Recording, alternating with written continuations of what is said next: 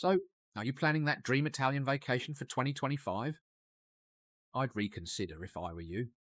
Italy is bracing itself for an onslaught of over 30 million religious pilgrims, superimposed upon its already substantial tourist population.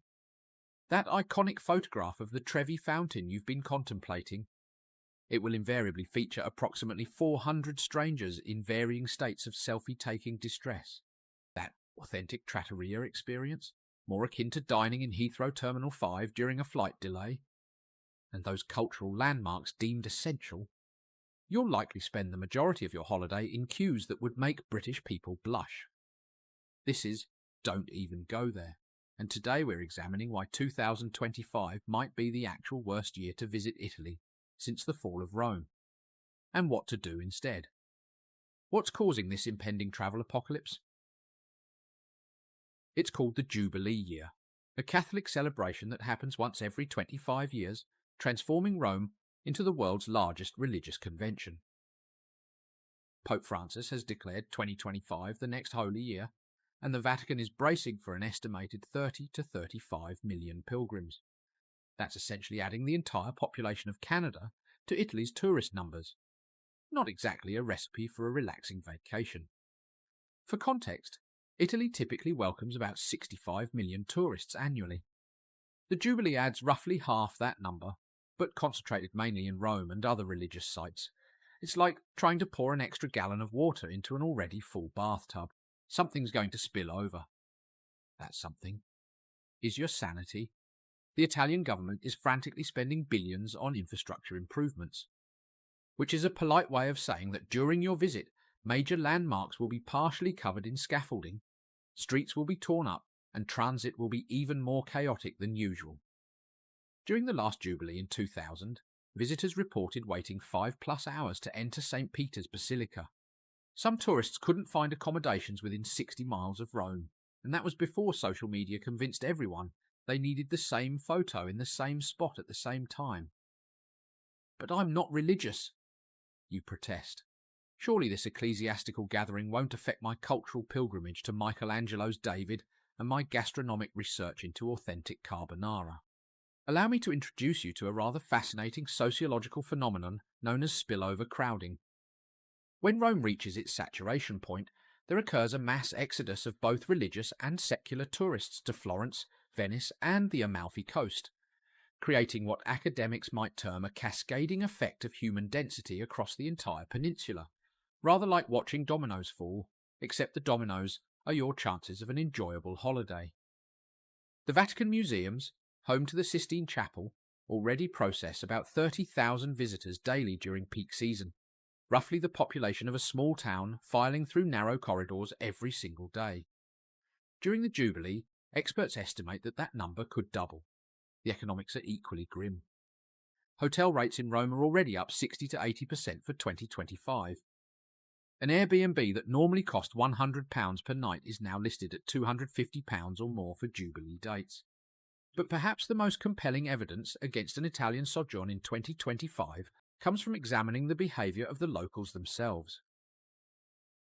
Venetians and Florentines have been staging increasingly sophisticated protests against mass tourism for years, their placards evolving from polite requests to rather direct imperatives, suggesting tourists make a hasty retreat homeward. Romans, those descendants of history's greatest empire builders, are quietly preparing for what many local scholars describe as the most disruptive civic event in recent memory. A Roman friend told me residents are already making plans to rent out their apartments at premium rates and flee the city during peak Jubilee months.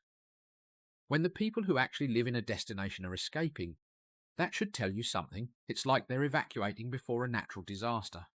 Except the disaster is us. The true casualty here isn't just your vacation budget or your Instagram dreams, it's the actual experience of Italy.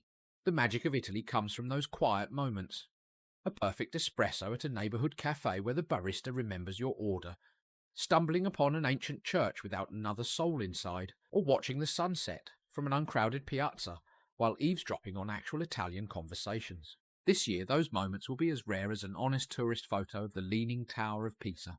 But don't worry, I wouldn't crush your Italian dreams without offering alternatives. Italy is far more than Rome, Florence and Venice, and this could be the perfect year to discover its hidden gems. Or better yet, places that capture the Italian essence without actually being in Italy. Your first option is to explore Italy's underrated regions where Italians actually vacation. Puglia, residing rather elegantly at the heel of Italy's geographical boot, offers remarkably uncrowded beaches. It also offers the architecturally curious Trulli houses, which appear to have been designed by particularly melancholic medieval minimalists.